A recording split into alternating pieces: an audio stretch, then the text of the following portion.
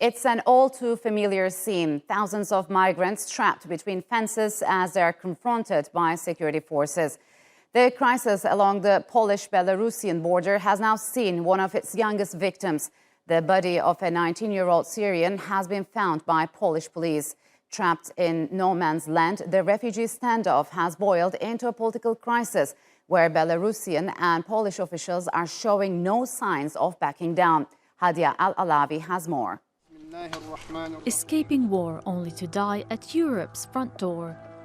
Ahmed's family were not there to say their goodbyes. Trapped in freezing temperatures between two countries, thousands of migrants are facing death. This Syrian father is waiting to reunite with his daughter. She has been stuck at the border for over a month. I have no emotions. I'm dead. She's 40 kilometers away. They're playing us. Poland doesn't let them in, and Belarus won't allow them to go back. They are not humans. They are monsters. The relatively new migratory route includes the EU's 6,000-kilometer border between Belarus, Poland, Ukraine, Lithuania, and Russia. It connects asylum seekers through the Western Balkans to other European countries. Data from the European Border and Coast Guard Agency Frontex shows that most of the migrants come from Iraq, Syria, and Afghanistan, as well as other countries in Africa. The agency says more than 6,500 illegal border crossings have been reported this year, while an estimated 4,000 migrants are stuck in makeshift camps. Belarus is being accused of creating this migrant crisis in retaliation for sanctions imposed on it by the EU. Belarus called the accusations absurd. Of course, it is a highly politically sensitive situation, but at the same time we need to look at human dignity, human rights and international law.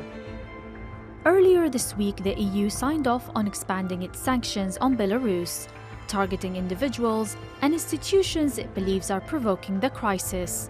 We agreed to expand the scope of the sanctions regime on Belarus. But Belarus isn't the only country that has come under fire. Turkish Airlines suspended its one-way flights to Minsk last week after accusations to Turkey of aiding illegal immigration traffic. The Foreign Ministry called the allegations baseless and rejected what it says are efforts to portray it as part of the problem. They also invited technical teams from Poland to visit Turkey. Water cannons, tear gas, and fresh EU sanctions are sending a clear message to migrants that their plight and well-being are secondary to the deep political divisions entrenching Europe. Hadia Al-Alawi, TRT World. And to discuss the border crisis, I'm now joined from Brussels by Basak Yavcan, a migration policy researcher at the Hugo Foundation, and in Geneva, Philippe Dam is the Human Rights Watch Advocacy Director for Europe and Central Asia. A warm welcome to you both. Basak, what's your take on the latest migration crisis at the Polish-Belarusian border? How is this crisis different than the previous ones, or is it the same? Well, there are, first of all, many similarities, and I believe this is because of the European Union's foreign policy in regards to managing migration, which is based on externalization of border controls. And by making contracts with agreements with third countries and giving them the border control dimension and signing readmission agreements with them, the European Union has been externalizing migration policy, but at the same time, this policy is empowering these third countries. And we see the implications of this, especially when there are disagreements between the EU and these countries, and they are not hesitant to use the migrant card in order to get what they want. And here we have another situation. It has started with Morocco, opened the Pandora's box, and now we have this situation. So, Phil, what's your take on this latest crisis, and how are the humanitarian aid organizations and NGOs operating in the area? Are they given access to help those stranded there? Right. This is really one of the dramatic features of the crisis that we're seeing at the Polish-Belarus border. In fact, humanitarian groups, monitors, human rights organizations, journalists, lawyers do not have access to the people who are stranded at the border on both sides of the border, be it on the Belarusian side, given the military restrictions of access to the borders, or because of the state of emergency in Poland. So this is really, a situation where on top of a humanitarian crisis and a human disaster, you also have a freedom of expression, freedom of information, and freedom of humanitarian access crisis, which makes the situation even worse for the people who are stranded at this border. But Philippe, how does barring journalists and human rights groups from the borders fit into the democratic norms of the European Union that it has been advocating for decades?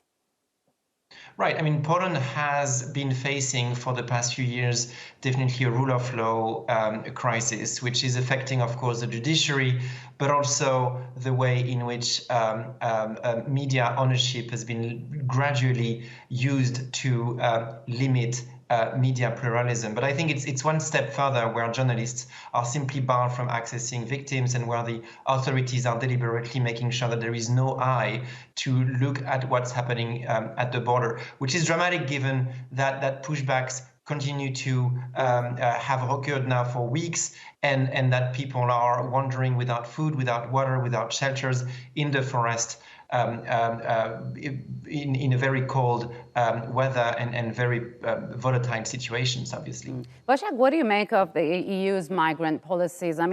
Hasn't anything changed since the biggest wave, which occurred in 2016? What do you make of those policies and the current situation, how it is trying to deal with the crisis? The biggest wave actually created this fear that it can happen again. And I believe this is the basis of the reaction of the EU to all of these crises, responding in a very strict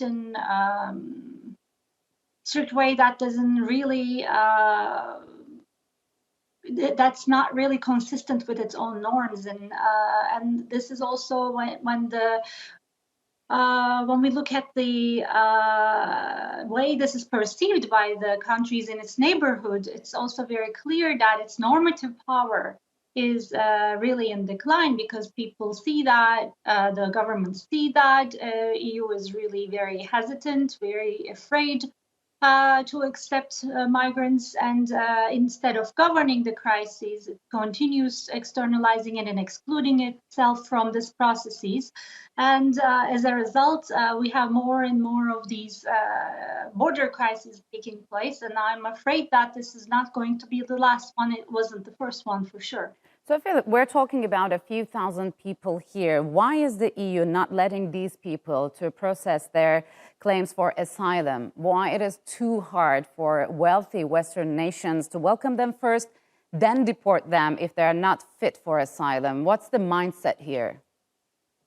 Right. I think the mindset is to mix the imperative of geopolitics that the EU and its member states have the right to do, and to have a strategy in terms of geopolitics. And the fact that here, and in this kind of context, we are not talking only about geopolitics, we are also talking about human beings, men, women, families, little children, who are taken hostage of that crisis between, Poland, which is one of the EU member states which has shown, deliberate hostility towards migration for the past few years, and Belarus, which is a repressive government, since the beginning of the summer, deliberately luring and manipulating people to create the crisis. And that's also something that we documented, the fact that people are brought to the borders and then once pushed back, are taken in charge by the Belarusian border guards and kept alongside the borders, sometimes with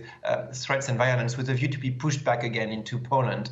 So why is the EU afraid? As I said, it's geopolitics. It's also because the EU hasn't had the courage of putting some of the tools that it would have at its availability to be able to properly avoid chaos at its borders when migration is used as a tool, as we saw a year ago also at the Turkish-Greek border, as we saw before, in the Central Med during the Gaddafi area. There would be tools that the EU could use. Again, we are speaking about a relatively small number of people.